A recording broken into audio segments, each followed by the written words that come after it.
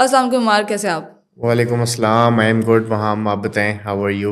Very good, thank you so much वक्त देने के लिए। I've always enjoyed interviews with people of SOL. Shiri's episode is something that everybody has watched. Who knows, Hustle would know Shiri's episode. Let's see how's your story with SOL. मुझे बताएं सबसे पहले कि who inspired you to be at SOL? A good question. Usually जब SOL में लोगों से सवाल किया जाता है ना, तो उनके नाम में शिरीन नकवी होती हैं। और अभी आपने शिपा का नाम भी ले दिया है, सो मेरे पास बड़ी एक इंटरेस्टिंग स्टोरी है कि जब मैं एसओएल आया था तो मैं शिपा को या शिरीन आपा को बिल्कुल भी नहीं जानता था। सो मैं रूम में एंटर हुआ एंड एक खातून जो थी वो ज़मीन फ़र्श साफ़ कर रही थी। सो आई थॉट कि यहाँ की कोई हेल्पर होंगी, मेड होंगी। सो आई वाज लाइक कि आप मुझे एक गिलास पानी पिला देंगी? सो शी सेड कि हाँ बेटा, बिल्कुल पिला दूंगी। वो गई, पानी लेके आई। हमारा थोड़ी देर बाद इवेंट शुरू हुआ। प्रोजेक्ट मैनेजर आई और उन्होंने वेलकम किया कि let's welcome founder of school of leadership Shirin Naqvi. And I was like कि मैंने इनसे पानी मंगवा लिया है क्योंकि मुझे वो Oh. हेल्पर रखनी थी। सो मेरे पास जो है वो बहुत सारे नामों को मैं नहीं जानता था। The only name I knew was Umair Jallianwala. उनकी भी मुलाकात कभी नहीं हुई थी, एक वीडियो देखी थी and it got my attention और मैं बस एसवेल आ गया और आके कहा कि जो भी आपका अगला प्रोग्राम होने वाला है मुझे उसमें इनरोल कर लें। सो मेरे पास मुझे बैकग्राउंड नहीं पता था कि स्कूल ऑफ लीडरशिप क्या करता है, यहाँ कौन से लोग आते हैं। मैंने सिर्फ उमैर को स्टेज पे देखा था, काम समझ आया, एड्रेस ढूंढा, क्लिफ्टन पहुँचे और तब से लेके आज तक यहीं बैठे हैं। Zabardast, Zabardast. Also, you were telling me about how, like, you were motivated from your dada specifically, and you wanted to be like him. Tell us about that story too. हाँ, सो इट वाज 2004 की वाक़या है। मैं उस वक्त बहुत छोटा था, 7-8 साल का था। So my grand father passed away, दादा का इंतकाल हुआ एंड उसमें एक अनयूजुअल चीज़ जो हमें देखने को मिली, there was a huge huge crowd. कोई 2,500-3 हज़ार का मजमा था उस दौर में एंड मुझे सिर्फ वो एक ग्लिम्स रह गया मेरे साथ। So I went to my father and asked कि ये जितने सारे लोग आए हैं ये कौन थे? तो अब्बा ने कहा कि ये हम भी इतने सारे लोगों को नहीं जानते, इसमें कुछ लोगों को जानते हैं लेकिन ये सारे वेल विशर्स हैं, तुम्हारे दादा के चाहने वाले हैं। सो मुझे वो जवाब अपना मिला नहीं। मैं चाचा के पास गया, उनसे पूछा कि भाई ये लोग कौन हैं, मुझे भी दादा अब्बू जैसा बनना है कि जब मेरा इंतकाल हो तो इसमें इतना सारा मजमा हो। सो चाचा ने भी अपने हिसाब से जवाब दिया कि दादा जो हैं वो रिलीजियस स्कॉलर थे, टीचर थे, पढ़ाते थे, इस वजह से ही इतने मोहब्बत करने वाले हैं। सो मैंने जो है वो उस वक्त से दिमाग में एक चीज़ बन गई थी कि कुछ ऐसा करना है कि जिसमें अगर दुनिया से चले भी जाए ना तो पीछे एक मजमा हो जो आपको याद रखे।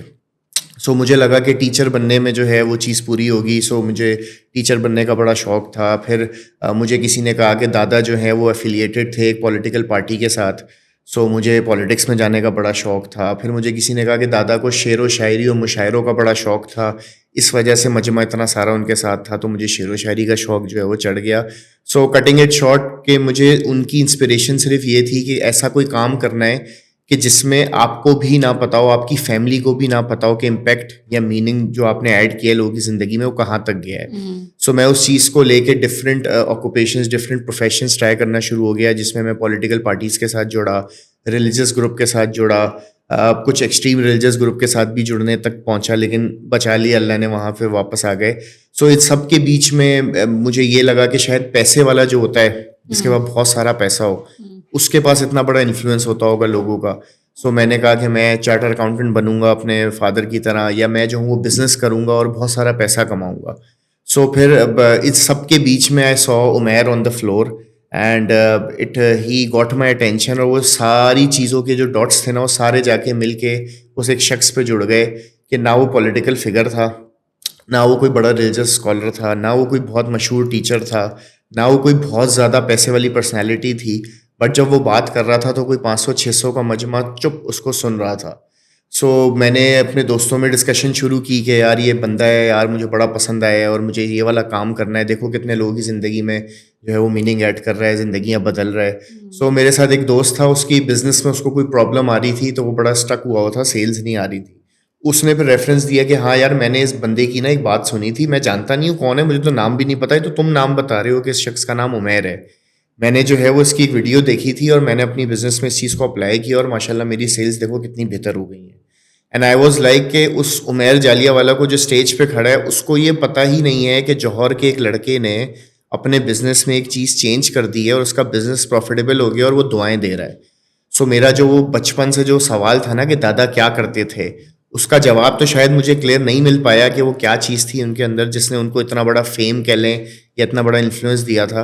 बट मुझे उमेर के उस प्रोफेशन में, उस काम में वो सब कुछ मिल गया जो मैं ढूंढ रहा था, जिसको मुझे लग रहा था कि शायद इन चीज़ों की वजह से ये चीज़ आएगी मेरे पास। सो इट वाज लाइक कि किसी दूसरे की ज़िंदगी में कुछ बेहतर कर दो, सो वो इन्फ्लुएंस आपके जाने के बाद भी यहाँ पे रह जाएगा।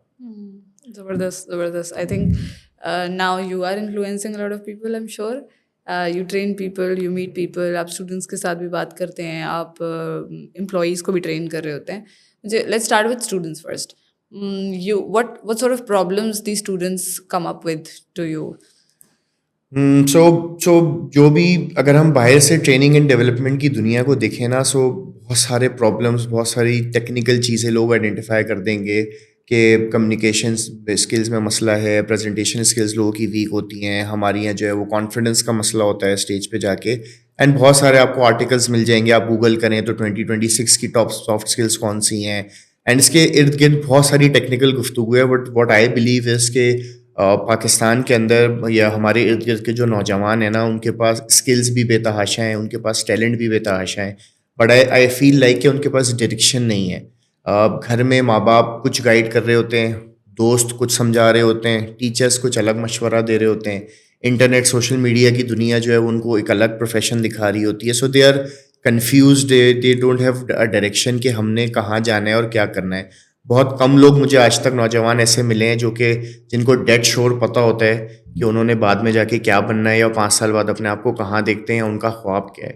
यहाँ तो हमने ऐसा भी देखा है कि हम अपनी ट्रेनिंग के सेशन के शुरू में गुफ्तगू करते हैं तो लोग बोलते हैं जी हमने बड़े होके जो है वो ये फलाना प्रोफेशन चूज़ करना है। उनके साथ आप 15 मिनट गुफ्तगू करें और वो अपने पिछले 5 साल का ख्वाब छोड़ देते हैं। वो एकदम कहते हैं जी जी आप ठीक कह रहे हैं, मुझे ये नहीं, मुझे ये बनना है।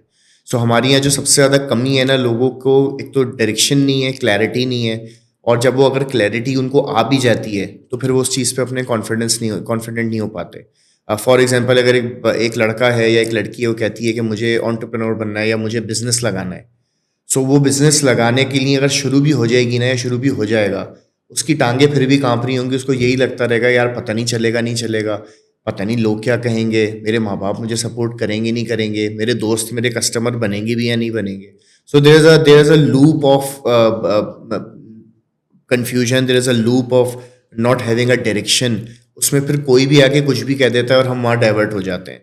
तो जिस तरह अगैन शीरियाँ आपा की हम गुफ्तगू कर रहे थे, शीरियाँ आपा कहती है ना कि ये पाकिस्तान की जो आवाम है ना, ये एक एटम बम है, अगर इसको डायरेक्शन नहीं दी तो ये कहीं भी जाके फट जाएगी। सो उसका मतलब ये है कि अगर इतना ख़तरनाक टैलेंट हो और उसके साथ क्लैरिटी ना हो तो वही टैलेंट जो है वो लीथल बन जाएगा, वही टैलेंट नुकसान पहुंचाना शुरू कर देगा। और वो हमें देखने को मिलता भी है कि दुनिया के टॉप स्कैमर्स जो हैं वो हमारे पास से पाए जाते हैं, दुनिया के टॉप जो बेगर्स हैं वो हमारे पास से पाए जाते हैं, क्योंकि टैलेंट और स्किल तो है ना, मोटिवेटेड भी हैं, बस वो डायरेक्शन नहीं है।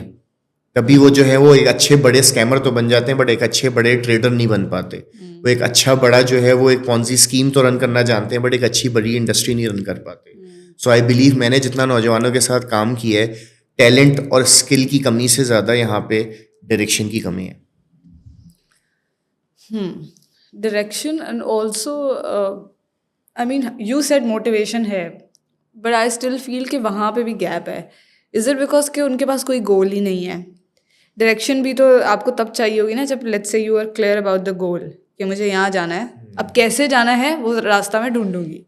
तो बहुत दफ़ा मैं देखती हूँ कि गोल ओरिएंटेड जो नहीं होता वही फिर भटका हुआ होता है। एक्चुअली इसको अगर हम रिफ्रेस करें तो गोल भी अगर होना तो उस गोल के पीछे उनके पास वो वाई मौजूद नहीं होता कि अगर एक चीज़ अचीव करनी भी है, जैसे बहुत सारे लोगों का आपको गोल मिलेगा कि एक बड़ा बंगला हो, बड़ी गाड़ी हो, बट वो उनसे पूछेंगे ना कि बड़ी गाड़ी क्यों हो, तो they will be lost. And I believe कि जब इंसान को अपने किसी भी एक्शन की या किसी भी गोल की रीज़न पता हो, वजह पता हो या मकसद पता हो, तो मोटिवेशन ऑटोमेटिक आ जाती है।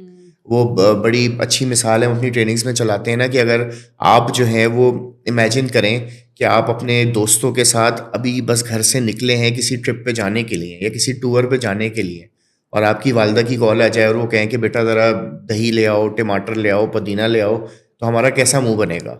And we will be like exhausted, we will be like demotivated कि यार अम्मा आप क्या आखिर वक्त पे मैं निकला हूँ अभी दोस्तों के साथ और आप जो है वो मुझे घर के काम देनी है। बट नाउ इमेजिन कि अगर वही कॉल आती है और आपकी जो है वो वालदा कहती हैं कि बेटा तुम्हें वो लड़की पसंद थी ना, उसके घर वाले आ रहे हैं, तो अब ज़रा दही ले आओ और टमाटर ले आओ और पुदीना ले आओ।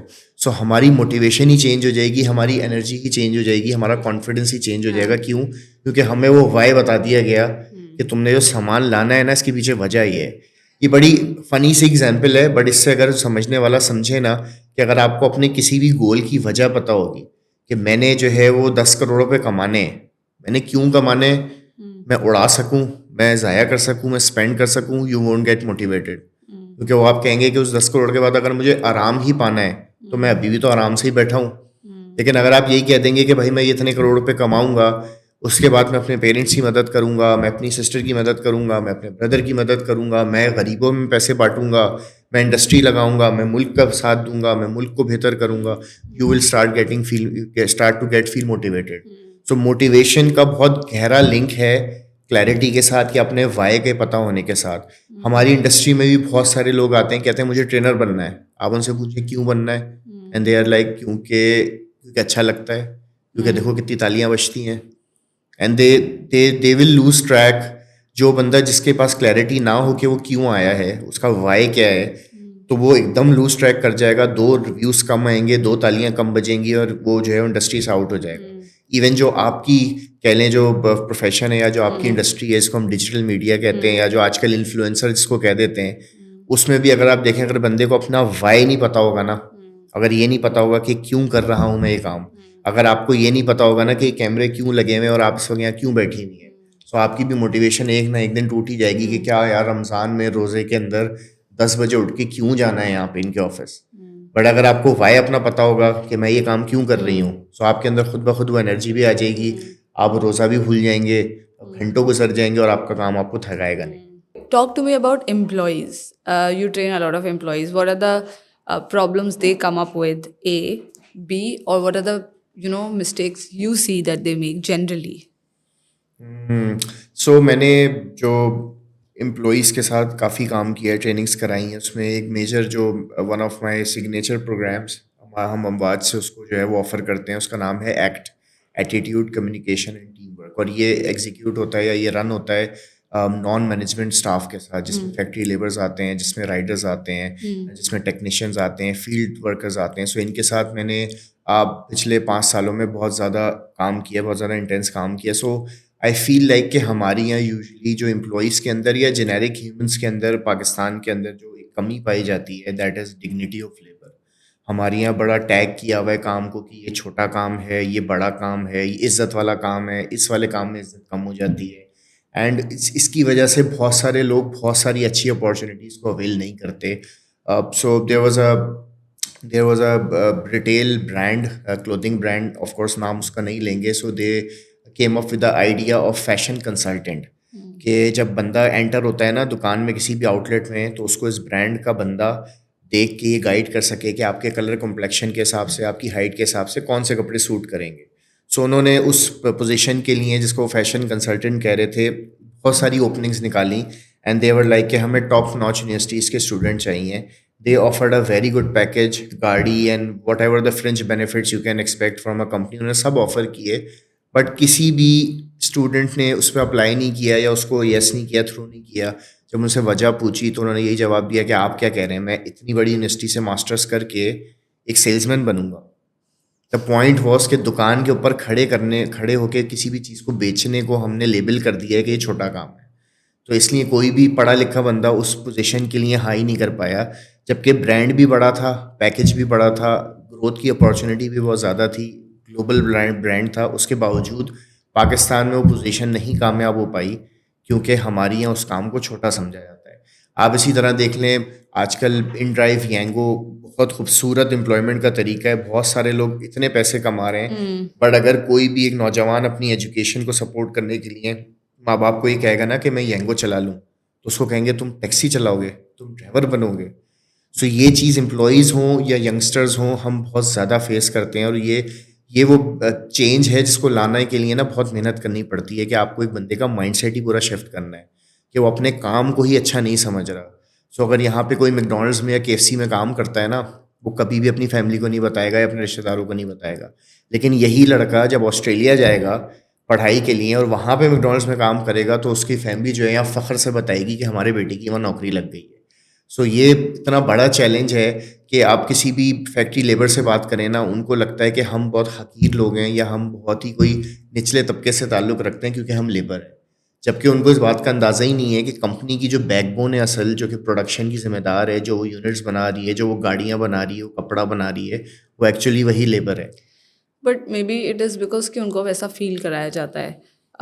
सो if you see so many corporate settings where जहाँ पे वो वाइट कॉलर जॉब में नहीं है, there is a clear differentiation the way they are treated. I am not saying कि उनके साथ कोई बुरा बिहेवियर रखता है, but let's say sitting space है, ठीक है, तो जहाँ पे बाकी सारे एम्प्लॉयज़ बैठ रहे हैं जनरली वो वहाँ नहीं बैठ रहे होते, या जो जो फैसिलिटीज़ बाकी सारे एम्प्लॉयज़ को मिल रही होती हैं उनको नहीं मिल रही होती हैं, तो they are treated differently. That is उनका माइंडसेट भी ऐसा बन गया है. अब I completely agree with you कि जब ये माइंडसेट बना है तो इसके पीछे कोई एक रीज़न होगी कि ये इतने सालों पुरानी एक चीज़ है, ये क्यों बनी है, उसमें दूसरे लोगों का ट्रीटमेंट भी शामिल होगा. बट ऑफ कोर्स हम दूसरे लोगों का ट्रीटमेंट कंट्रोल नहीं कर सकते, बट हम उसको कैसे परसीव करते हैं हम उसको चेंज कर सकते हैं. सो मैंने भी अपने अंदर ये माइंडसेट शिफ्ट कैसे आया था, सो मुझे एक कहानी किसी ने सुनाई थी. आई वुड लाइक कि मैं आपको भी वो कहानी सुनाऊँ.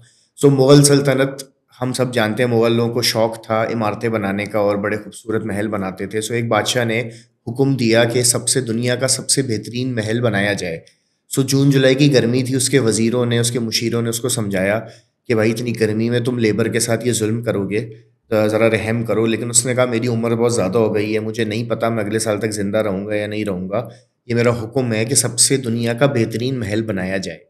सो महल बनना शुरू हुआ. बादशाह ने कहा कि मैं जाके चेक करता हूँ कि तामीर कैसी हो रही है. उसने अपना हुलिया बदला ताकि छुप के जाए और चेक करे कि तामीर कैसी हो रही है. सो जब वो पहुंचता है तो वो देखता है कि एक कोने पे जो है वो 3 लोग बैठे हुए कोई काम कर रहे हैं. उनके करीब जाता है तो देखता है कि वो पत्थर तराशने का काम कर रहे हैं, छेनी हथौड़ी लेके पत्थर को शेप देने का काम कर रहे हैं. वो पहले बंदे के पास जाता है, हाथ रखता है और कहता है कि भाई क्या कर रहे हो. सो बंदा पलटता है और कहता है अंधे हो, दिखता नहीं है तुम्हें, लगा वो पत्थर तराश रहा हूँ. बादशाह खुद तो कहीं बैठा है अपनी घर में छाँव में, हमें उसने यहाँ लगाया हुआ है, दिमाग ख़राब कर दिया. ये देखो हाथों में छालें, ये देखो पाँवों में छालें. बादशाह को समझ आ गई, बंदा शदीद गुस्से में. बादशाह उसको तसल्ली देता है, कहता है चलो कोई बात नहीं, अल्लाह बेहतर करेगा. बादशाह दूसरे बंदे के पास जाता है, हाथ रखता है और पूछता है क्या कर रहे हो. तो ये शख्स जो है वो आंसुओं से रोते हुए पलटता है और कहता है आपको दिख नहीं रहा, लगे हुए 2 वक्त की रोटी कमा रहे हैं, मेहनत मजदूरी कर रहे हैं. बादशाह तो खुद कहीं बैठा है छाँव में, देखें हमारे हाथों में छालें, देखें हमारे पाँवों में छालें, और वो ज़ारो कतार रोना शुरू हो जाता है. बादशाह उसको भी तसल्ली देता है, कहता है चलो अल्लाह बेहतर करेगा. बादशाह जब तीसरे बंदे के पास जाता है, इसके ऊपर हाथ रखता है और बोलता है कि भाई क्या कर रहे हो. सो ये शख्स बादशाह को कहता है 2 मिनट वेट करें. और ये अपने काम में मसरूफ़ ये पत्थर को जो है वो उठाता है, सूरज में देखता है, चेक करता है सही है नहीं है, फिर अपनी छेनी को रखता है, उसको साफ़ करता है, फिर अपने कपड़े झाड़ता है और फिर बादशाह से मुखातिब होता है जी हुजूर फरमाइए आप कुछ कह रहे थे. सो बादशाह उससे वही रेगुलर सवाल करता है कि आप क्या कर रहे थे. सो उसको जवाब देता है मैं दुनिया का बेहतरीन महल बनाने में अपना किरदार निभा रहा था. सो दैट्स द डिफरेंस कि आप अपने काम को किस तरह परसीव करते हैं. वही एग्जैक्ट काम था. एक बंदे का मूड जो है वो गुस्से में था, अगले बंदे का मिजाज जो है वो बिल्कुल गमगीन था, और तीसरा वाला उस गर्मी में खुश मुस्कुरा रहा था क्योंकि उसने अपने काम को ये परसीव किया था कि मैं दुनिया का बेहतरीन महल बना रहा हूँ. इसी तरह अगर आप ये कह दें कि मैं एक प्लांट के ऊपर एक लेबर हूँ, या आप ये कह दें कि मैं इस दुनिया में इस पाकिस्तान के अंदर सबसे गाड़ी जो बेहतरीन बनती है मैं वो बनाता हूँ. आप ये कह दें कि मैं जो हूँ वो झाड़ू लगाता हूँ, या आप ये कह दें कि इस जगह की सफाई का जिम्मेदार मैं हूँ. ये हमारी परसीव हम किस तरह करते हैं, हमारी परसेप्शन क्या होती है, इस पे डिपेंड करता है कि हमारा उस काम को लेके फीलिंग कैसी होगी. शर्मिंदगी तो नहीं होगी. जैसे फॉर एग्जांपल हमारी यहाँ ऑफिस बॉय या पियोन का लफ्ज़ यूज़ नहीं किया जाता. हमारी यहाँ उस डिपार्टमेंट को हम कहते हैं फूड मिनिस्ट्री. सो आप हमारे यहाँ अगर जो फूड मिनिस्ट्री के लोग हैं उनसे मिलेंगे ना ऑफिस में, तो उनका कॉन्फिडेंस ही आपको अलग दिखेगा, क्योंकि हमने उनको सिर्फ नाम अच्छा एक दे दिया है कि ये फूड मिनिस्ट्री के लोग हैं हमारे, ये हाइजीन मिनिस्ट्री के लोग हैं, ये ऑफिस मिनिस्ट्री के लोग हैं, ये कोई लेबर नहीं है. क्योंकि लेबर वर्ड के साथ हमने कॉनोटेशन गलत जोड़ दी है. हम सिर्फ 1 मई को ही उनको याद करते हैं, बाकी पूरे साल वो क्या कर रहे हैं हमें पता भी नहीं होता. बट द पॉइंट इज कि ये तो लोगों का उनके साथ बिहेवियर है. बट अगर आप उस जगह पे हैं और आपके साथ कोई इस तरह का बिहेवियर है तो आप अपनी जॉब को किस तरह परसीव करते हैं, आप अपना माइंडसेट किस तरह शिफ्ट करते हैं, दैट विल रिजल्ट इन कि आप जिंदगी भर स्ट्रेस में रहते हैं, आप जिंदगी भर जो है वो गमगीन रहते हैं, आप जिंदगी भर गुस्से में रहते हैं, या आप खुशी से नाचते झूमते रहते हैं। सो मैंने जो सबसे ज़्यादा एम्प्लॉयज़ के अंदर, इवन छोटी पोजीशन ना भी हो, मैंने एग्जीक्यूटिव्स के अंदर भी ये फीलिंग देखी है कि उनको अपने काम से तसल्ली नहीं होती, उनको अपना काम छोटा काम लगता है, उनको अपना काम बुरा काम लगता है। उनकी कंपनी शायद कोई ऐसा काम करती है जो वो ओपनली नहीं बताना चाहते और वो कहते हैं हाँ यार बस एक अच्छी आईटी कंपनी में जॉब करता हूँ। भाई आपकी कंपनी क्या करती है? एक ऐप बनाती है। भाई ऐप किस चीज़ की है पूरा बना दो। वो नहीं समझा कर पा रहे होते क्योंकि हमारी यहाँ अच्छी नौकरी को इतना मुश्किल लेबल कर दिया है कि ऑफकोर्स अब हर कोई तो एमडी नहीं बनेगा, अब हर कोई तो वीपी नहीं बनेगा, अब हर कोई तो जो है वो सीईओ नहीं बनेगा। बट वो सारे लोग जो 99% ऑफ द पॉपुलेशन है, हमने उसको लेबल भी ऐसा कर दिया है कि वो बेचारे जो हैं वो अपने आप को पता नहीं क्या ही समझते हैं। और उसके बरअक्स हम अपने काम को इतना ओन ही नहीं करते कि हमें हर दूसरा काम जो है वो छोटा काम लगता है और हमें हमेशा दूसरे का काम अच्छा लगता है। जो यूट्यूब पे बैठ के कमा रहे हैं हम कहेंगे यार कितना आसानी से कमाता है, देखो हाँ बातें करते हैं और कमा लेते हैं। अपना काम सबको मुश्किल भी लगता है और अपना काम बुरा भी लगता है। अगले का काम आसान भी लगेगा और अगले का काम अच्छा भी लगेगा। और ये फितरत तो है, बट हमने उस फितरत को जो है उससे लड़े नहीं, हमने उसको और अडेप्ट कर लिया। अब जब कंपनीज हमें बुलाती हैं ना, वो हमें कहती हैं हमारे एम्प्लॉयज़ को ये बता दें कि उनका काम अच्छा काम है। एंड वी आर लाइक, तो ये बात आप बता दें, आप उनके एम्प्लॉयर हैं, आपकी कंपनी, आपका ब्रांड, आपकी प्रोडक्ट आप बता दें। कहते नहीं ये हमसे नहीं समझते, कोई बाहर का आके इनको बताएगा ना कि इनका काम अच्छा है तो शायद ये समझ जाए। तो हमें फिर एक्टिविटीज़ करानी पड़ती हैं। हमें एक हमारी एक्टिविटी है, एक टूल है जिसको हम कहते हैं ताज किसके सर पे है। सो हम जाते हैं लोगों से पूछते हैं कि भाई ये पूरी कंपनी है तुम्हारी, इसमें जितनी भी पोजीशंस हैं इसमें जो किंग का क्राउन है वो किसके सर पे। सो जो पहला जवाब होता है यूजुअली वो होता है सेठ साहब के सर पे, एमडी साहब के सर पे, प्रेसिडेंट साहब के सर पे। एंड वी आर लाइक अच्छा ठीक है तुम लोग अपना काम बंद कर दो आज से, क्या होगा? कहते हैं गाड़ियाँ नहीं बनेंगी, कपड़ा नहीं बनेगा, फैक्ट्री बंद हो जाएगी। मैंने कहा तो ये कैसा सेठ है ताज पहन के बैठा हुआ और अपनी फैक्ट्री नहीं बचा पाया? तो तुमने सिर्फ एक दिन काम बंद किया फैक्ट्री बंद हो गई। तो दे आर लाइक हाँ तो हम ताज तो हमारे सर पे। एक सिर्फ गुफ्तगू, एक सिर्फ थॉट प्रोसेस को हमने जो है वो डिस्टर्ब किया और 2 मिनट बाद वो कहते हैं कि हाँ ताज हमारे सर पे। सो वी आर लाइक कि हमें अशरफुल मखलूक़ात बनाया गया है, दुनिया की सबसे सुपीरियर क्रिएशन बनाया गया है। सो हमें ये चीज़ें अपने साथ खुद करनी पड़ेंगी। क्वेश्चंस करें, क्लोजर्स लेके आएँ कि अच्छा किसी ने तुम्हारी नौकरी को बुरा बोल दिया, उसके बोलने से बुरी हो नहीं गई। किसी ने तुम्हें हकीर बोल दिया, किसी ने तुम्हें छोटा बोल दिया, तुम उससे छोटे हो नहीं गए। तुम्हें अगर किसी जगह पे रखा गया है, तुम किसी जगह पे नौकरी कर रहे हो तो तुम उस जगह के लिए सबसे ज़रूरी हो, लायक हो। बेशक आप एक इलेक्ट्रीशियन और एक तार ही छील के सही जगह लगा दें, अगर आपने वो गलत लगाई तो पूरी फैक्ट्री में आग लग सकती है। एक सिर्फ अगर फायर सेफ्टी वाला सही काम ना करे तो अभी हमने रिसेंटली देखा है कि गुल प्लाजा में क्या हुआ कि किसी एक जिसको लग रहा था कि उसकी पोजीशन छोटी सी है, उस छोटे से बंदे ने अपनी छोटी सी पोजीशन का काम ठीक से नहीं किया और पूरे शहर के लेवल का नुकसान हो गया। सो कोई काम छोटा नहीं होता, कोई काम बड़ा नहीं होता, आप उसको किस तरह देखते हैं ये मैटर करता है। एंड हम जब एम्प्लॉयज़ के साथ काम करते हैं, हमें सबसे ज़्यादा जो ट्रेनिंग्स आती हैं या सबसे ज़्यादा जो नीड जनरेट होती है, क्वेरी आती है, वो एटीट्यूडनल शिफ्ट की ही है। कि देखें स्किल या जो टैलेंट है या जो स्किल है ये लोग सीख लेंगे। चैट जीपीटी का दौर है, यूट्यूब का दौर है, एलएमएस हमने लगाए हुए हैं, ये सीख लेंगे। बट प्लीज़ इनका एटीट्यूड शिफ्ट करवा दें कि ये अच्छा कर रहे हैं, ये मोटिवेटेड फील करें, ये आगे बढ़ सकते हैं, इनके पास भी ग्रोथ की अपॉर्चुनिटी है। गरीब घराने से इसका मतलब नहीं है कि ज़िंदगी भर गरीब रहेंगे। इनको उस इलाके से निकाल के ले आए जहाँ ये फंसे हुए हैं। ये आ तो गए हैं कराची, लेकिन अपने दिमाग में वहीं अपने गाँव में फंसे हुए हैं।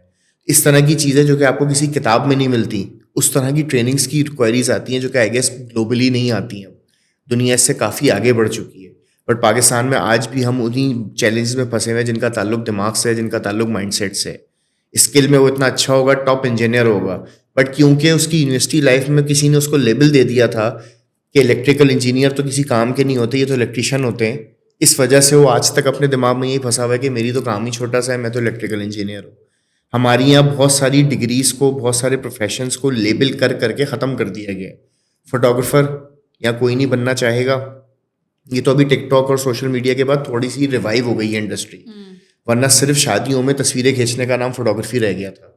बट आप ग्लोबली देखें तो दुनिया में फोटोग्राफर्स इतने बड़े लेवल के पाए जाते हैं कि जिनकी बुकिंग लेने के लिए आपको 3-3 साल वेट करना है। बहुत बड़ी ब्रांड industry के है। शूट्स जब लाइन अप होते हैं तो 5 साल पहले से प्लान होता है कि भाई फलाने वाले फोटोग्राफर से शूट कराना है। सिविल इंजीनियर, हमारे यहाँ सिविल इंजीनियर को समझा जाता है कि ये किसी काम का नहीं है, इसकी नौकरी नहीं लगेगी। आज आप दुबई को देखें, जो हम अमेज और वाव हो जाते हैं, वो किसी सिविल इंजीनियर के ही काम है। अच्छा, हम हाय अल्लाह वेला भी तो करते हैं। अब जैसे फैशन शोज हैं, अगर आप फोटोग्राफी की बात करें तो पीपल माइट थिंक, अभी भी फैमिली में आप किसी को बताएं कि मैं फोटोग्राफर हूँ, दिल बी लाइक अच्छा शादियों के अलावा भी कि तो क्या मॉडल्स की तस्वीरें खींचोगे, तो क्या फैशन शोज करोगे, बस वो फिर सोच वहीं तक रह जाती है। जबकि आज even if you let's say are into photography और videography, the kind of brand shoots that are happening right now, product photography हो गई, सर्विस फोटोग्राफी हो गई, वीडियोग्राफी हो गई, इतना ज़्यादा स्कोप है और डिमांड भी है यहाँ पर। ऐसा नहीं कि यहाँ डिमांड नहीं है, but yes you are right कि वो अपनी फैमिली को नहीं बताएंगे कि मैं ये काम कर रहा हूँ। एग्जैक्टली। और हमारे यहाँ किसी भी प्रोफेशन को जो उसकी बुरी वाली साइड होती है ना, हम उसको उठाते हैं और उसको पूरा जनरलाइज कर देते हैं। ठीक है, फोटोग्राफी में एक पार्ट होगा मॉडल फोटोग्राफी, और मॉडल फोटोग्राफी भी बुरी चीज़ नहीं होगी। उसमें कुछ लोग होंगे जिन्होंने कोई आज से 5 साल पहले बुरा काम किया होगा।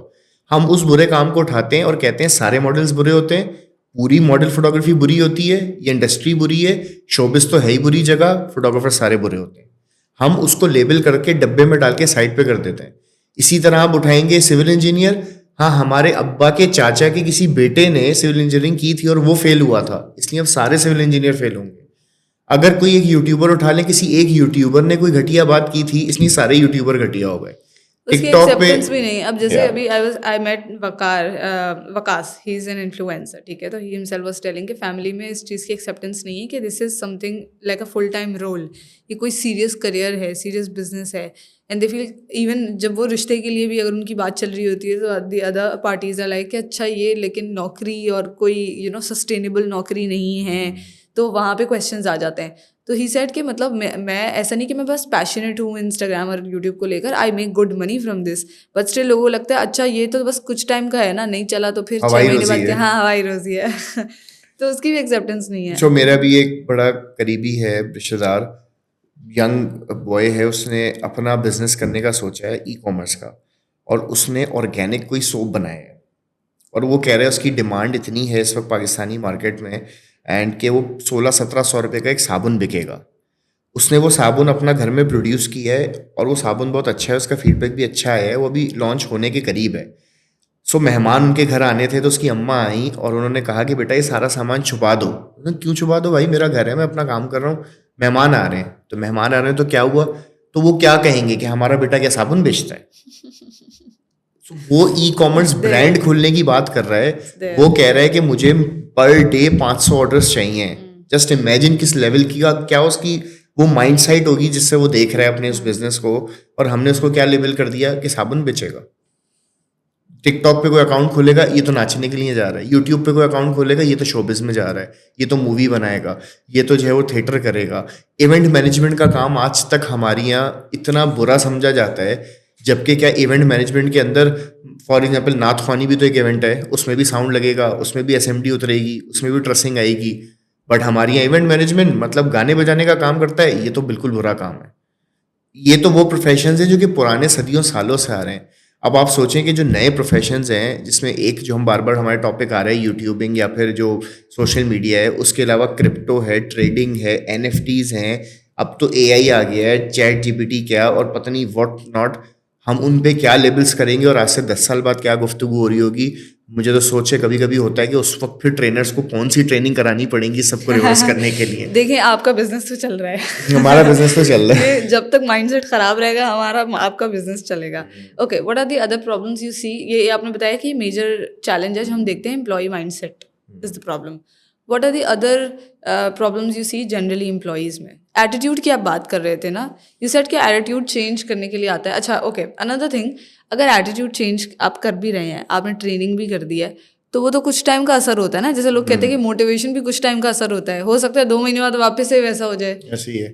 तो फिर तो ट्रेनिंग वेस्ट हो गई। नहीं, अच्छा ट्रेनर हो या मोटिवेशनल, अच्छा हम अपने आप को मोटिवेशनल स्पीकर तो कहते ही नहीं है, बिकॉज वी बिलीव के मोटिवेशन अंदर से आती है, बाहर से नहीं आती। अगले की किसी बात को सुन के आप शायद मोटिवेट हो जाएं क्योंकि आपके अंदर से मोटिवेशन आई है। कोई स्टेज पे चढ़ के मोटिवेशनल स्पीकिंग नहीं कर सकता, ये हमारा अपना ऑर्गेनाइजेशनल बिलीव है। बट इवन दो कि अगर आपको एक अच्छा किसी ने आके एक अच्छी तरबियत एक अच्छी एडवाइस दे भी दी है, उसके बाद भी काम खत्म नहीं होता। आपने ही अपनी जिंदगी बदलनी है। देखिए ना, 700 दफा कुरान में आया नमाज का, वो एक दफा भी कह देता तो काम हो जाता, लेकिन उसको पता है कि इंसान है, इसको बार बार बार बार बार बार एक ही बात बोलनी पड़ेगी। या फिर अगर आप इंसान के पर्सपेक्टिव से देखें तो उसको बार बार एक जगह सुननी पड़ेगी, उसको अपनी महफिल वो बनानी पड़ेगी जहाँ इसको बार बार अच्छी एडवाइस मिलती रहे। सो अगर एक ट्रेनिंग अटेंड कर भी लेता है, कोई एक सेशन अटेंड कर भी लेता है और वो जो है चेंज उसके अंदर उसको फील हो भी जाता है, अगर वो अपनी आदत नहीं बदलेगा, अपना रूटीन नहीं बदलेगा, अगर अपनी हैबिट्स को उस नई लर्निंग के साथ अटैच नहीं करेगा, वो 2 महीने बाद वापस वहीं खड़ा होगा। अब देखें ना, बच्चे को आप किसी चीज़ पे डांटे, वो 2 दिन तक ठीक रहता है, फिर माँ बाप की थोड़ी सी नज़र चूकती है, वो फिर वापस वही काम करता है। क्यों? क्योंकि उसका बायोस इतने सालों से वो प्रैक्टिस करता आ रहा है उस एक बुरी हैबिट की। इसी तरह एक माइंडसेट के अंदर अगर आपके एक प्रॉब्लम है और आप उसको 15 साल से जी रहे हैं, तो वो ऐसा नहीं हो सकता कि चुटकी में 1 मिनट में वो बिल्कुल ठीक हो जाएगी। आपको उस पर मेहनत भी करनी पड़ेगी, बार बार कोई आपके कान में आके वो बात डालता भी रहे, आपका सारा जो इनपुट है वो अच्छा होगा, तो फिर आउटपुट अच्छा प्रोड्यूस होगा।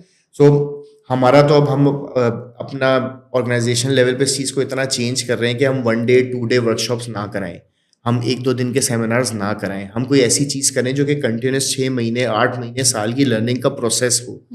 हमारी जो कॉन्फ्रेंस भी होती है यंग लीडर्स कॉन्फ्रेंस, वो 6 दिन की कॉन्फ्रेंस है, बट उसका सर्टिफिकेट आपको 4 महीने बाद मिलता है, क्योंकि आप उस कॉन्फ्रेंस से निकलते हैं, 3 महीने का जाके प्रोजेक्ट को एग्जीक्यूट करते हैं, उसकी रिपोर्ट सबमिट कराते हैं, फिर जाके हम सर्टिफिकेट देते हैं, ताकि ये उसकी लाइफस्टाइल का पार्ट बन जाए। जो उसने एटीट्यूड से रिलेटेड कोई नई चीज सीखी है, वो उसको कम से कम 15 दफा अप्लाई करे, फिर जाके हम कहें कि इसकी ट्रेनिंग पूरी हुई है। सो बाद में उससे फॉलो अप हो, जब आप सवाल एम्प्लॉइज जवाब की हो। ट्रेनिंग करते हैं, एम्प्लॉइज की ट्रेनिंग करते हैं, तो वो भी इस तरह से 3-3 4-4 महीने चलती है क्या? हाँ, हमने ब्रेक करने की कोशिश की है। जैसे हमारा एक प्रोग्राम है जो हम उनके साथ चलाते हैं, फैक्ट्री लेबर के साथ या नॉन मैनेजमेंट स्टाफ के साथ, उसका नाम है act attitude communication team work. बज़ाहिर देखा जाए तो ये 3 दिन की एक वर्कशॉप है, जिसमें पहले दिन एटीट्यूड पे गुफ्तगू होती है, दूसरे दिन कम्युनिकेशन पे, तीसरे दिन टीम वर्क पे। बट उसको भी इस तरह हमने ब्रेक किया है कि 3 हफ्तों में होगी। तो पहले हफ्ते जब आप एटीट्यूड सीखते हैं, तो अब आपने उससे रिलेटेड एक असाइनमेंट करना होता है, या आपने जाके उस लर्निंग को कहीं ना कहीं अप्लाई करना होता है। Experiential learning. Experiential learning, okay okay. ताकि वो सिर्फ थ्योरी ना हो, आपने एक बात सीखी है, अब आप जाएं 1 हफ्ता उस बात को अप्लाई करें, जहां वो फेल हो रही है उसको नोट डाउन करें, जहां आप कामयाब हो रहे हैं उसको नोट डाउन करें, जो चैलेंजेस आ रहे हैं उसको समझें, और फिर वापस आए अगले हफ्ते और आके अपने उस ट्रेनर को बताएं कि मियाँ आपने जो बात कही थी ना, ये अप्लाई नहीं हो रही, या आपने जो बात कही थी ना, सिर्फ स्टेज से कहने की अच्छी लग रही है, असली ज़िंदगी में इसका कोई कनेक्शन नहीं है। या फिर आपने जो बात कही थी सर, उससे मेरी ज़िंदगी में ये चेंज आया, मैंने ये चीज़ अप्लाई की। फिर दूसरा हफ्ता, फिर तीसरा हफ्ता, ये अभी प्रोग्राम ख़त्म हुआ है। फिर पोस्ट ट्रेनिंग एवेल्युएशंस होती हैं कि जब ट्रेनिंग हो गई उसके 1 महीने बाद वापस से क्वेश्चनर राउट किया या एक सवाल राउट किया कि आपने जो ट्रेनिंग अटेंड की थी इस 1 महीने में, वो कहाँ कहाँ अप्लाई की भी या नहीं अप्लाई की। तो आपने देखा एटीट्यूड शिफ्ट?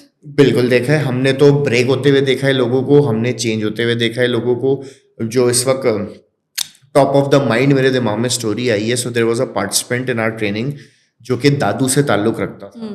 दादू सिंध का एक ऐसा शहर है जो ज़्यादा डेवलप्ड नहीं है, और उसमें भी उसके वालिद साहब जो हैं वो गधा गाड़ी चलाते थे, एंड उस बच्चे का भी जो है वो यही प्रोफेशन बनना था, और वो गधा गाड़ी पे बैठ चुका था।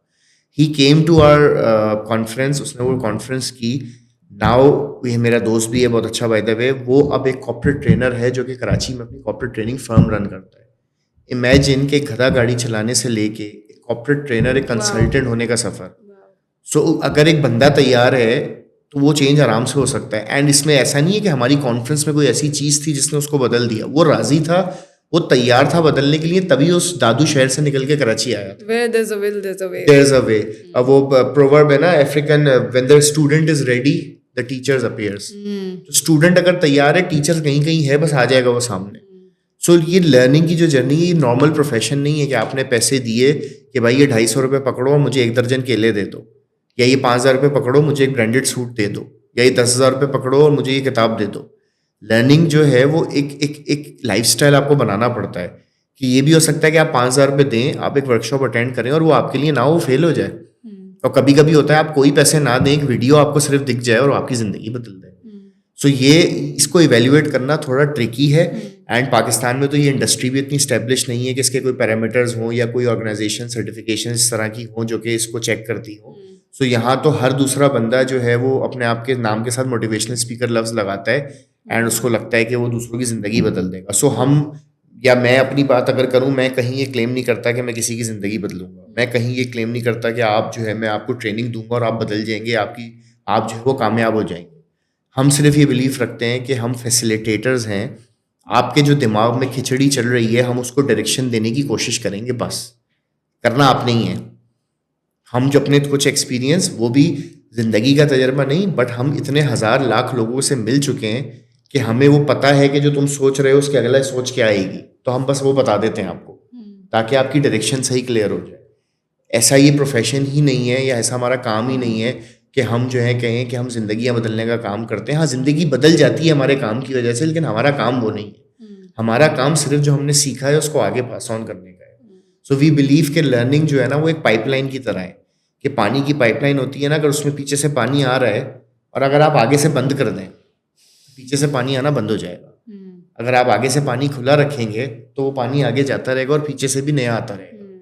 सो अगर हम आगे लर्निंग देते रहेंगे तो हमारे पास और आती रहेगी.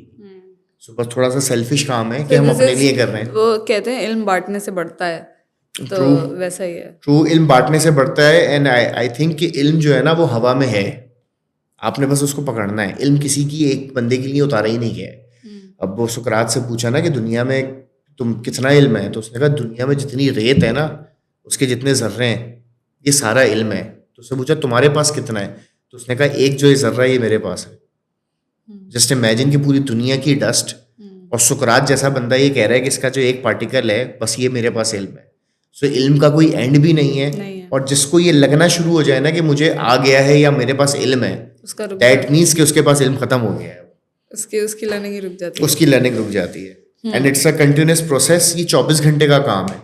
ऐसा नहीं हो सकता कि मैं कहूँ कि 9 to 5 में ट्रेनर हूँ और 5:30 बजे जो है ना मैं कुछ भी चाहे बोलूँ, कुछ भी चाहे करूँ. मैं रात को 12 बजे अगर चाय के होटल पे भी किसी के साथ बैठा हूँ ना, तो मेरा काम है कि उसकी ज़िंदगी को बेहतर बनाने की कोशिश करूँ. कि मैंने अगर कुछ सीख लिया तो मैं उसको सिखा दूँ, मेरे पास अगर कुछ क्लैरिटी है मैं उसको दे दूँ. बेशक मुझे नींद आ रही हो, बेशक वो मेरी पार्टी का टाइम हो, बट क्योंकि मेरा काम इस तरह का है कि मेरे लाइफस्टाइल इस तरह का है कि मुझे हर वक्त चारों तरफ जो मेरे लोग हैं ना उनकी बेहतरी के लिए सोचना लाजमी है. तभी तो इस काम में आए हैं. So another question and last question, आपके खुद के लाइफस्टाइल में क्या चेंज आया? मेरे खुद के लाइफस्टाइल में मैं गिनवाना शुरू करूँगा तो बहुत चेंज आया है. आप इमेजिन करें कि 2016 के अंदर जब मैं एसवेल नहीं आया था, मैं गुलिस्तान जौहर की रहाइश है मेरी, और मैं वहाँ का, हम आम जबान में कहते हैं कि वहाँ का देसी मैला लड़का था. कहते हैं ना जौहर का मैला है. ये मैला एक लफ्ज़ था जो कि ख़ास कैटेगरी ऑफ बॉयज़ के लिए यूज़ होता था कराची में. अभी भी होता है कि ये बाइक पे घूमेंगे, मुंह में सिगरेट तभी भी होगी, मुंह में पान होगा, बाइक ऑल्टर हुई भी होगी, शोर करते हुए जा रहे होंगे. सो मैं उस तरह पर्सनैलिटी इस तरह की था नहीं, बट मैं उसी गैदरिंग्स का पार्ट होता जा रहा था. प्लस हमारे यहाँ तो ये बताया जाता है ना कि अगर मर्द हो तो गुस्सा आना लाजमी है, हाथ उठना बड़ी जल्दी, आज आपका हाथ उठ जाना चाहिए. एंड कोई अगर तुम्हें गाली दे तुम डबल गाली दे दो, कोई तुम्हें मारे तुम 2 टिका दो. सो ये वो कराची की एक तरबियत है जो एक लड़के की होती है. यहाँ एसवेल ने उसको बहुत सारे लेवल पे ब्रेक किया है. इवन जो पर्सपेक्टिव है वो बहुत चेंज हुआ है कि अगले की बात की क्या अहमियत है, अगले का ओपिनियन कब है, फैक्ट कब है, कब अगले की बात से डिसहार्ट हो जाना है और कब नहीं होना. अब दुनिया जो कह रही है उस पर कितना ध्यान देना है, लोग क्या कहेंगे इससे क्या मैटर करता है और क्या नहीं करता. अब कम्युनिकेशन क्लियर रखने से क्या होता है, झूठ क्यों नहीं बोलने से ही फ़ायदा है. इतनी बेसिक छोटी छोटी चीज़ें हैं जो शायद माँ बाप बचपन से सिखा रहे हैं, बट वो हमारी ना खोपड़ी में घुसती नहीं है. एसवेल के अंदर आने के बाद क्योंकि यहाँ पे माहौल पूरा चेंज हो गया, चारों तरफ लोग ही गुफ्तगू अलग करते हैं, प्लस एक्सपीरियंशियल लर्निंग है कि वो करके दिखाते हैं, अपने तजर्बे से बताते हैं. सो वो अंदर ना खून में ही शामिल होता चला गया. अब जैसे हम गाड़ी में कहीं जा रहे होते हैं ना, खिड़की खोल के कोई कचरा फेंकता है तो हम कहते हैं क्यों, तो कहते हैं क्या हो गया, सब फेंकते हैं. और हमें समझ ही नहीं आता कि कचरा कैसे, ये हाथ कैसे मान रहा है बाहर फेंकने पे, जबकि पहले यही हाथ पूरे कराची में कचरा करता था. बट अब ये समझ आ गई ये बात कि जब अपने घर में कचरा नहीं फेंकते ज़मीन पे, तो कराची में कचरा कैसे फेंक सकते हैं. और वो दिन का है और आज का दिन है कि गाड़ी में कचरा बाहर नहीं जाता. कभी एक आध दफ़ा हो जाती होगी गलती, लेकिन आप अगर अभी भी मेरी गाड़ी देखेंगी ना तो वो कचरा कुंडी बनी हुई अंदर से. And I am proud of that. That means कि मैं बाहर कचरा नहीं फेंकता, तभी मेरी गाड़ी के अंदर कचरा है. सो ये इतनी छोटी छोटी चीज़ें हैं जो कि पूरी लाइफस्टाइल में चेंज हुई हैं. पाकिस्तान के अंदर या हमारे इर्द गिर्द माशरे में एक बड़ी कॉमन चीज़ है कि हम बहुत अच्छे स्पीकर हैं, हम बात बहुत अच्छी करते हैं हर कोई, बट हम उतने ही बुरे लिसनर हैं। बट एसओएल के अंदर आने के बाद या इस प्रोफेशन के साथ जुड़ने के बाद जो एक चीज़ मैंने बहुत ज़्यादा अडॉप्ट की है, दैट इज़ लिसनिंग। मैं घंटों बैठ के बातें कर सकता हूँ, बट उसमें मैं सुनने वाली साइड भी बहुत रख सकता हूँ। रिलेशनशिप की जो अहमियत है वो मुझे यहाँ पे आके समझ आई है। पहले इट वाज लाइक कि अगले से काम है तो काम कराया, नहीं है तो वो भाड़ में जाए। इसी तरह कराची की फास्ट मूविंग जो हमारी एक लाइफस्टाइल है वो ऑपरेट करता है कि जिससे काम है उसको कॉल करी, जिससे काम नहीं है उसको कॉल नहीं करी। बट यहाँ पे आने के बाद इतना डिफरेंट पर्सपेक्टिव मिला है कि रिलेशनशिप की ताकत है कि आपका ताल्लुक उस बंदे से क्या है। हम आज तक कभी किसी भी बंदे के पास काम मांगने नहीं गए। हम जाते हैं, सर आपसे मिलना है, आपसे बातें करनी है, आपसे 2 सवाल पूछने हैं। हमने अपनी एक नई कंपनी बनाई, हमने सारे बड़े लोगों को लिखा और उनको ये नहीं लिखा कि हमें काम दें, हमने उनको लिखा हमने नई कंपनी खोली, हमें फीडबैक दें। हम उन 50 लोगों के पास गए फीडबैक लेने, सबने फीडबैक दिया, बहुत बुराइयां की, हमने वो बुराइयां ठीक कर ली। हम फिर गए, हमने कभी ठीक कर लिया तो कह रहे हैं आप बताएं, तो कह रहे हैं अच्छा हमारा काम कर दो। सो वहाँ से बिजनेस आना शुरू हो गया। हमें सेल्स करनी नहीं आती फिर भी सेल्स हो जाती है, क्योंकि सेल्स कोई अलग से कोई चीज़ है ही नहीं। अगर अगले को एक चीज़ की ज़रूरत है और आपके पास उसका सोल्यूशन है तो सेल ऑटोमेटिक हो गई। सो ये जो पूरा पर्सपेक्टिव की जो चेंज हुआ है ना, जैसे कंपटीशन नहीं समझ आता अब लफ्ज़, हमें कोलैबोरेशन समझ आता है कि हमें ये बात ही समझ नहीं आती कि कोई तुम्हारा रिस्क कैसे छीन लेगा। बचपन से अम्मा बता तो रही है वल्लाहु खैरुर राज़िकीन, तो कोई और जब छीन नहीं रहा तो मेरा कोई कंपटीशन ही नहीं है। जब कंपटीशन नहीं है तो आओ मेरे कमरे में ही बैठ जाओ। तो जब कमरे में ही बैठ गया तो कॉन्फिडेंशियलिटी कोई नहीं है। आप मुझसे पूछे, मैं अपने बिजनेस के सारे नंबर्स आपको बता दूंगा कि भाई पिछले साल इतने लाख का नुकसान किया, लास्ट जो इवेंट किया था वो लॉस में किया था, इसमें छुपाने वाली बात ही क्या है। सो वो इतनी क्लैरिटी मिल गई है, ज़िंदगी में टेंशन बहुत कम हो गई है कि इतना सोचना ही क्यों है। जैसे पहले मैं एक दफ़ा ऑफिस आया तो शीरी यहाँ पर बैठी हुई थी, उन्होंने कहा इतने परेशान क्यों हो, एग्जॉस्टेड क्यों हो। मैंने कहा शीबा 2 घंटे लग गए ट्रैफिक में। कह रही हैं तुमने अपना रिमोट कंट्रोल ट्रैफिक वालों को दे दिया। एंड आई वॉज लाइक मतलब तारिक जमील का बयान लगा लेते, कोई गाना लगा लेते, कोई कवाली लगा लेते, कोई अच्छी चीज़ ही सुन लेते। वो दिन है, आज का दिन है। मेरा डेली कम्यूट जो है वो 3-3.5 घंटे का होता है। मैं 100-150 किलोमीटर गाड़ी डेली चलाता हूँ, क्योंकि घर भी दूर है और काम भी कुछ इस तरह का है। सो मुझे उसमें कभी वो बुरा नहीं लगता। क्यों, मेरे पास अपनी प्लेलिस्ट है, कवालियाँ हैं, बयान हैं, लर्निंग्स हैं, टेड टॉक्स हैं। सो सिर्फ वो एक लेंस चेंज करने वाली बात थी। और पूरी वो 2 घंटे जो पहले टेंशन में गुजरते थे अब वो अय्याशी में गुजरते हैं। पहले जो काम बुरे लग रहे होते थे सुबह उठ के घर से निकलना, अब वो अच्छे लग रहे होते हैं। क्यों, क्योंकि वो वाई चेंज कर दिया। अब पता चल गया है कि जो लड़की पसंद है उसके घर वाले आ रहे हैं, इसलिए अम्मा ने दही पुदीना मंगाया है। पहले जो था ये था कि अम्मा काम देती रहती है। सो हम हर चीज़ के पीछे मकसद ढूंढ लेते हैं और हम मोटिवेट हो जाते हैं। सो अगर मैं कहूँ कि मैंने एसएल में आने के बाद कितने दूसरे लोगों की ज़िंदगी बेहतर की है, I don't have a number. मेरी अपनी ज़िंदगी कितनी बेहतर हुई है वो मल्टीप्लाई बाय 1000 है। मैं एक बड़ी कॉर्पोरेट मिसाल देता हूँ कि जब मैं पहली दफ़ा यहाँ आया था ना, तो मैंने ईमेल लिखी तो उसमें डियर की स्पेलिंग लिखी थी DEER, DEER। And I was like कि यही होती है स्पेलिंग डियर की, बचपन से पढ़ा है। हमारे पास डियर पेंसिल आती थी, उस पर डियर लिखा हुआ होता था, यही डियर की स्पेलिंग है। From there to being a CEO and managing corporate clients and managing projects and conferences and seminars, ये एसवेल की देन है। इसमें इतना कुछ सीखा है कि शायद बता भी नहीं सकते। और उसमें जो एक चीज़ जो अपने साथ जोड़ ली है वो हज़रत अली का एक कॉल है कि तुम्हारी शान ऐसी हो कि तुम बादशाहों के साथ बैठो और तुम फ़कीरों के साथ बैठो। जब बादशाहों के साथ बैठो तो उनको ये ना पता चले कि तुम उनसे कम हो, और जब तुम फ़कीरों के साथ बैठो तो उनको ये ना पता चले कि तुम उनसे ज़्यादा हो। सो ये चीज़ बस एसवेल के बहुत सारे लोग इस चीज़ को अपने साथ जोड़ के भी रखते हैं, और हमने भी ये अडॉप्ट की है कि किसी भी किस्म के लोगों, कोई सी भी कॉन्वर्जेशन हो, कॉन्वर्जेशन होनी चाहिए, गुफ्तगू होनी चाहिए, ताल्लुक होना चाहिए। काम आए ना आए, पैसा आए ना आए, इज्जत आए ना आए, हम इन चीज़ों के पीछे यही सिखाते भी यही हैं कि ये चीज़ें तुम्हारे पीछे आनी चाहिए, तुम इन चीज़ों के पीछे ना जाओ, तुम किसी मकसद के पीछे निकल जाओ। एंड वही सबसे बड़ा चेंज है, वही सबसे बड़ी ट्रेट है जो यहाँ आके अडॉप्ट की है। Lovely, lovely. I think we always see this in Shiri. I mean, when she sit with C-level people, she's adopted the culture everywhere. When she sits with somebody who's below her profile maybe sometimes, but वो उसको feel नहीं कराती वैसे. You are lucky enough to be with Shiri and live आपने उनके साथ सीखा है. But I'm sure वो आप लोग भी adapt कर रहे हैं, और फिर जो अगले आने वाले हैं वो आपके साथ भी सीख रहे होंगे. Before closing the interview, one last piece of advice for anybody who's watching you.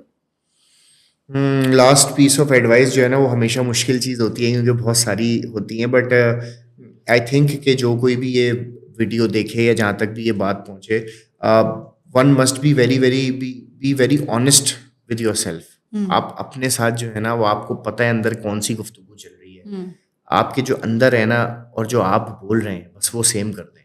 इलामा इकबाल का शेर है ना, तू मेरा नहीं बनता ना बन, अपना तो बन। So, मेरी एडवाइस सिर्फ ये होगी कि उस क्लटर से, उस कन्फ्यूजन से, उस जो वो क्लाउड है उससे बाहर आए, जो हमने अपने ऊपर एक चीज़ें चिपकाई हुई है ना कि मैं क्यों नहीं कामयाब हो रहा, क्योंकि असल में मेरा जो है ना वो मुल्क अच्छा नहीं है, असल में मेरा शहर जो है ना वो अच्छा नहीं है, असल में मुझे जो है ना वो टीचर्स अच्छे नहीं मिले, असल में मेरे माँ बाप ने ना मेरी तरबियत ठीक नहीं की। हम हमेशा वो रीजंस ढूंढते हैं जो कि सपोर्ट करें हमारे काम ना करने को या हमारे कंफर्ट जोन को। मैं सिर्फ ये एडवाइस देना चाहता हूँ कि आप ठीक है दुनिया को झूठ बोलने कोई मसला नहीं है, बस ये देख लीजिएगा कि आप अपने आप को तो नहीं बोल रहे। कहीं ऐसा तो नहीं है कि आपको पता हो कि आप अपना गेम कैसे आप अप कर सकते हैं, बट आप फिर भी नहीं कर रहे कि चलो बहाने मिले हुए तो हैं। आपको डीप डाउन पता हो कि यार मैं ये 4 चीज़ें करूँगा और मेरी जो कश्ती है ना वो पार हो जाएगी, और अगर आप फिर भी नहीं कर रहे हैं सो आप किसी को धोखा नहीं दे रहे हैं, आप अपने आप को धोखा दे रहे हैं। आप अशरफुल मखलूक़ात हैं, आप 12,000 मखलूक़ात में सबसे टॉप क्रिएशन है। बनाने वाले ने कहा है कि मैं इससे बेहतर मखलूक नहीं बनाऊंगा, और एक जैसी 2 भी नहीं बनाई, किसी 2 के फिंगरप्रिंट्स तक सेम नहीं किए। सो दैट मीन्स कि आप जो है ना वो स्पेशल एडिशन है आईफोन का। आप आईफोन प्रो मैक्स नहीं है, आप आईफोन स्पेशल एडिशन है। जो दुनिया में 6-7 बनते हैं ना, आप दुनिया में एक बने। सो इस बात को सिर्फ कभी 15 मिनट बैठ के खामोशी से रियलाइज़ करें कि आप जैसा कोई और नहीं, और आपको अशरफ बनाया गया है, और आपको जिस जगह जिस वक्त जहाँ भेजा गया है आप उस जगह पे किसी मकसद से किसी चीज़ के लिए फिट हुए। सो बस उसको जल्दी से ढूंढें और वो करें। So there is a beautiful poetry जो कि फ़हमीदा रियाज साहिबा ने लिखी है, और वो कहती हैं कि अगर फैज़ ज़िंदा होते तो वो क्या कहते, वो नौजवान को क्या कहते। सो मैं अपनी यूजुअली ट्रेनिंग्स जो है वो उस पोइट्री पे ख़त्म करता हूँ। सो इट इज़ लाइक कि कुछ लोग तुम्हें समझाएंगे। सो जब आप कुछ भी करेंगे ना, आप कारोबार करेंगे, आप नौकरी करेंगे, आप यूट्यूब पे वीडियो बनाएंगे, आप पॉडकास्ट रिकॉर्ड करेंगे, सो कुछ लोग आएंगे। ये हर किसी के पास आते हैं, आपके पास भी आए होंगे। सो कुछ लोग तुम्हें समझाएंगे, वो तुमको खौफ दिलाएंगे, जो है वो भी खो सकता है, इस राह में रहज़न हैं इतने, कुछ और यहाँ हो सकता है। तो मेरा मशवरा ये है आप लोगों को कि उनको जवाब दीजिएगा कि अरे कुछ और तो अक्सर होता है, पर तुम जिस लम्हे में जिंदा हो ये लम्हा तुमसे जिंदा है, ये वक्त फिर नहीं आएगा, तुम अपनी करनी कर गुजरो, जो होगा देखा जाएगा। So yeah that's it, thank you very much, बहुत बहुत शुक्रिया। It was a beautiful conversation. I enjoyed it. Hope to have you again, and वापस से किसी ना किसी तरह हम Inshallah दोबारा ta'ala. कहीं ना कहीं SOL मिल जाएंगे। people are always there for round 2 and round 3. Thank Thank you so you, much. thank you for that.